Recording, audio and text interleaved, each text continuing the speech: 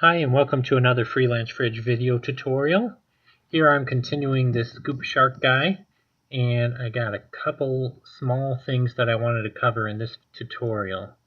First and foremost, I wanted to get some pupils on this guy, on his eyes, and so I wanted to show you how to work that. There's two ways you can approach eyes. If they're looking straight ahead or something, you can merge these two eyeballs together and then use symmetry to create your eye shapes. Or if he's looking a certain direction, you can create each eye shape individually. So let me show you that real quick, and then I'll back up and show you the other way. So all you have to do is click on your eye shape, and when I'm designing for a toy line, I like to indent the area on the eye. Because if there's any hand painting involved at all with the factory, it's good to give them some sort of indication of where to put the black paint for the pupil. So what I like to use to put that indent in is the magnify tool.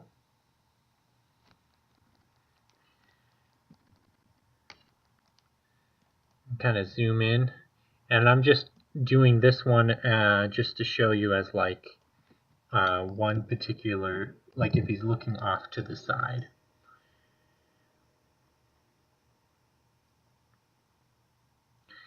So I'm using Alt on my keyboard to do the opposite of what Magnify does. Magnify usually expands out like this, but with Alt on the keyboard you can actually do the opposite.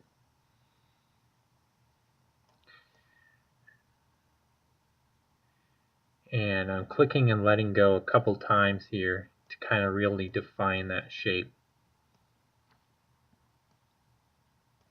And once I have it kind of how I like it, then I can remesh it, like we've talked about in some of the other tutorials. And if need be, can go in here and increase the dynamesh so that I can smooth out the inside of that. So that would be one eye. And then what's great about working in 3D like this is you can work on the other eye and keep moving around to make sure that, like, once the figure is built in 3D, like a 3D print, that he'll actually look good at all angles looking a particular direction. So on this other eye, I'm going to just do the same thing.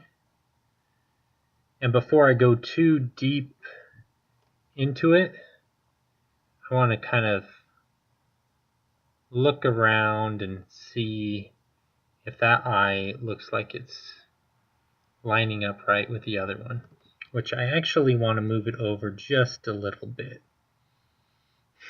You probably can't even tell the change.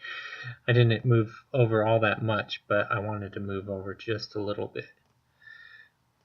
Alright, let me make that a little deeper, and then I'll zoom out here. See, I think that looks like he's looking in the same direction for both eyes. And again, I'm just deepening this a bit, like so, and then using a dynamesh here so that I can smooth out the inside a little bit.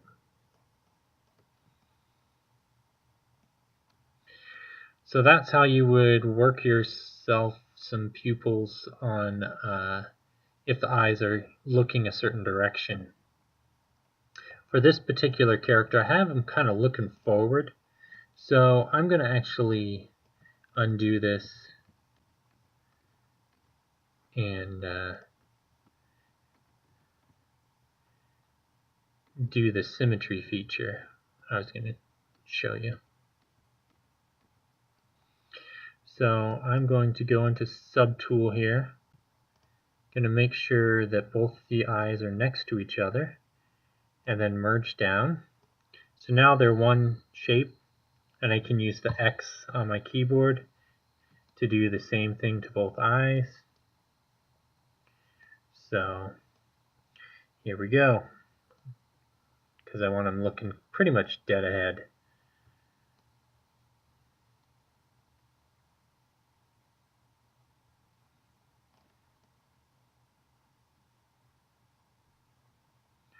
That looks pretty good.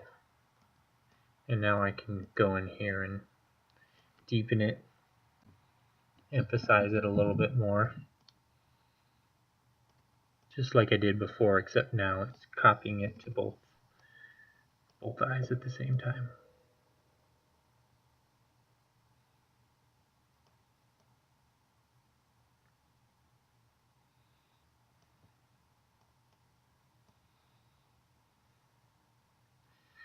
Alright, and I'll throw on the dynamesh.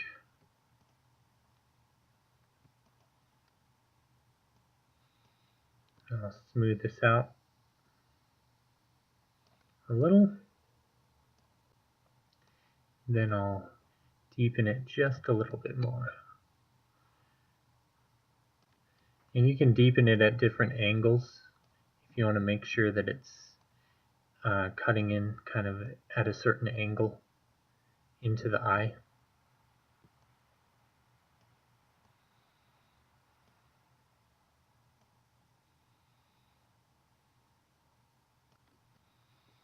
Actually, that's kind of not doing exactly what I want. So I'm going to inflate instead and using Alt, because it doesn't go as deep as magnify. That way I can kind of refine this at a slower pace.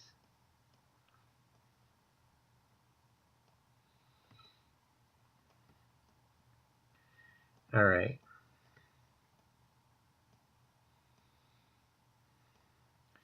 And then what I'll do is I'll use pinch to kind of refine the edge of that eye a bit. So you can see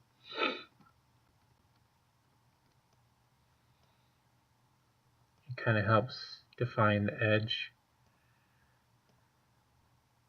And then I'll use move to kind of just tweak the definition a little bit more.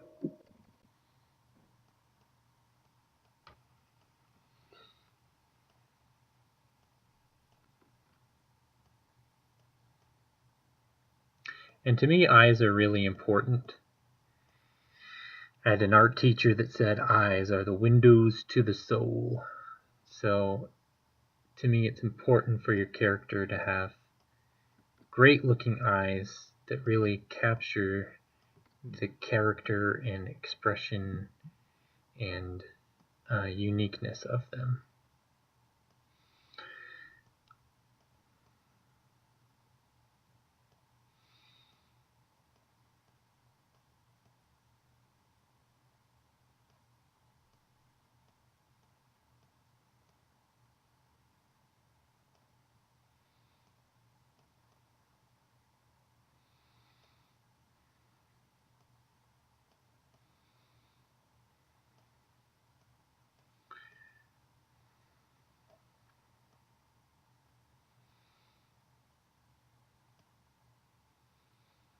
I think I feel pretty good about that. Just want to kind of look around and make sure that I haven't distorted my sphere too much when working on this. I want those eye shapes to still be round.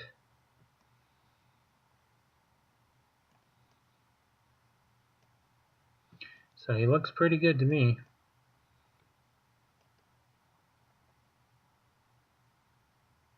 And if I ever want to, I can go ahead and define that a little bit more. But for now, I think I'm going to leave it. I think it looks pretty good. I might make them a little bit bigger. And again, I'm just going to use my move tool to kind of move the top and bottom. a little bit.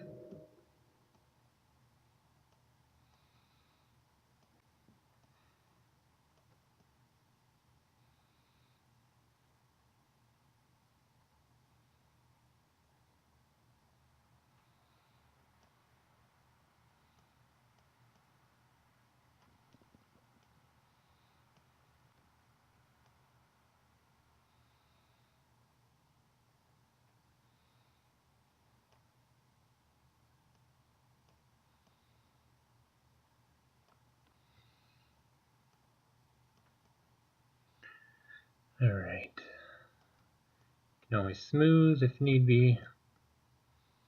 I think that looks pretty good.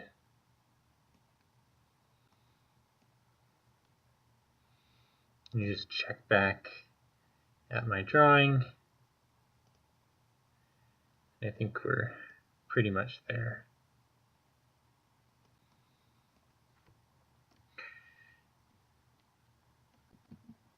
Just one last little tweak here.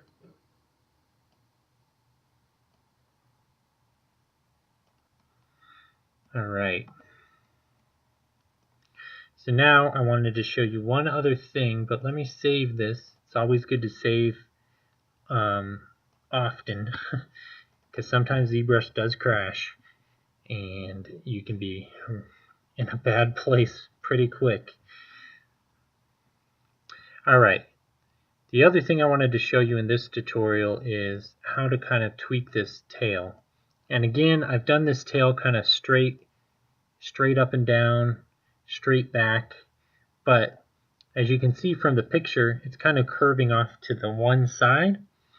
So I wanted to show you a quick little trick that can be pretty easy to kind of tweak this and give it a little bit of a curve without having to do it manually. And that's under the deformation palette here. I use S-bend, and that allows you to tweak a certain direction and it kind of curves it around. You just want to make sure you have the right axis chosen. So I think Y is going to do that, but I'm going to check my other axis here and see what we have. I might want to do X and Y at the same time. We'll take a look here, see what that's going to do. Maybe not. Maybe just Y to start. Maybe Y and Z? Yeah, Y and Z might do the trick.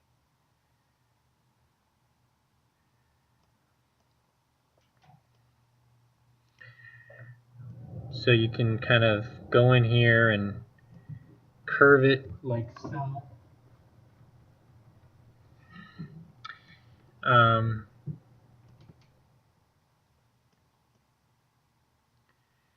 But before we do that, let's just double check that twist isn't going to give us a better result. It's always good to kind of play around with some of these options and see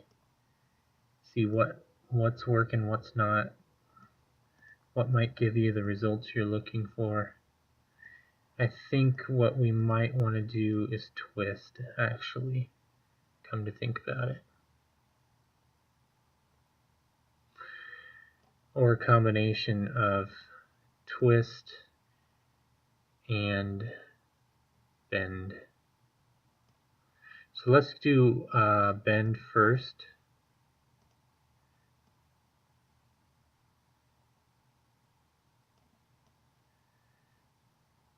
Kind of see what it's doing here.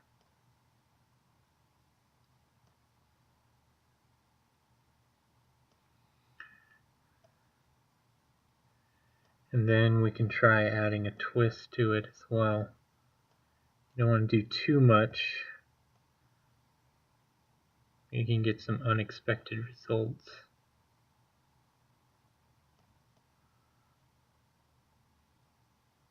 But you can see how this is starting to have that kind of curve that we're looking for to give it a natural twist versus having to do it 100% manually.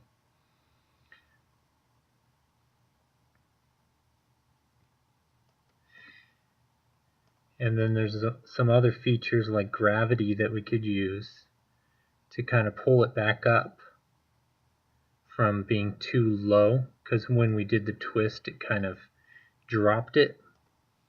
So we can use opposite gravity here to kind of bring it back up to where it needs to be, kind of lined up with the bottom of the shoes and everything.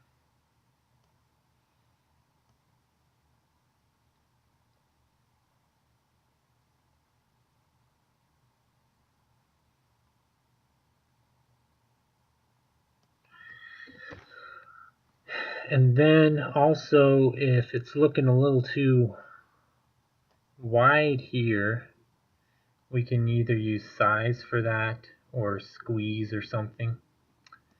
To distort that back into the right shape.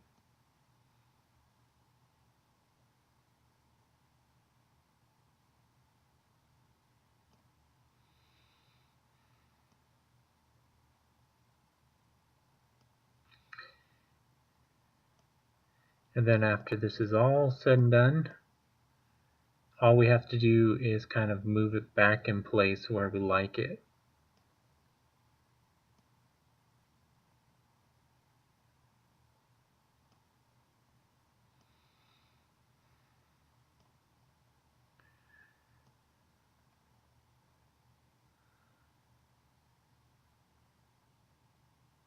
And we may want to rotate it as well, which you probably should rotate it before you start moving it, because it may give you a better result than moving than rotating. Alright. And again, if you prefer, you can use the move and rotate tools up there. I find for something like this, sometimes it's easier just to stay in the palette here and work on it from there.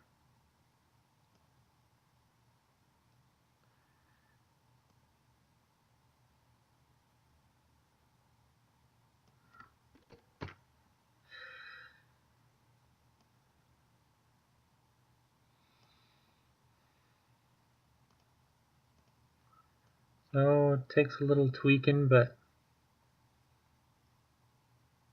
you can get it back to where you wanted it.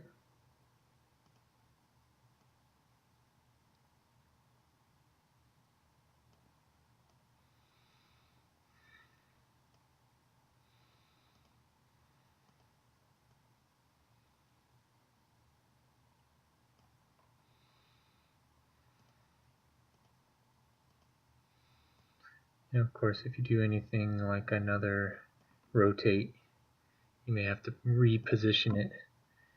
I'm going to actually use this, so hopefully I can pivot from back of the tail a little bit.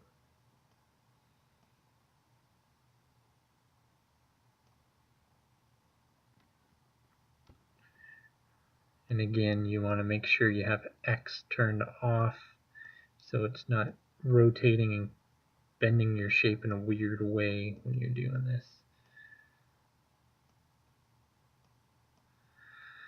Alright, getting close, getting real close.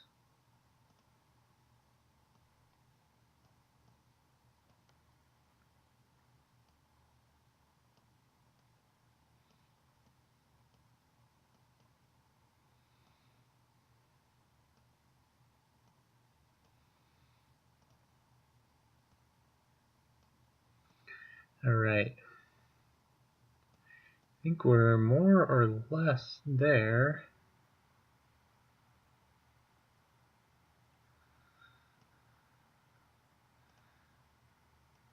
Any slight tweaks here are very minor.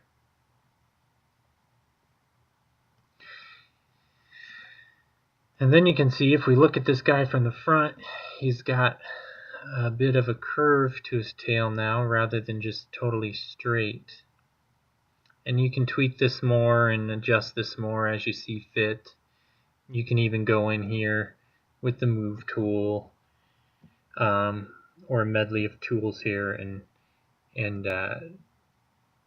adjust it more manually as you see fit.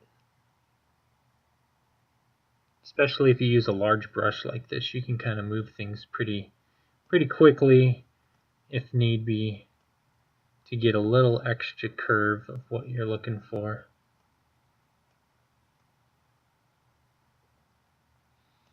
A little extra bend.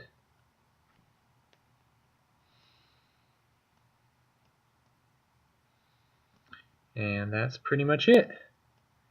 And you just keep tweaking it till you like it. Alright, thanks for watching. I'll have some more info for you shortly.